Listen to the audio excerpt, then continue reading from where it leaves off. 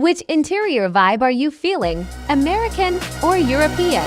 Drop your thoughts.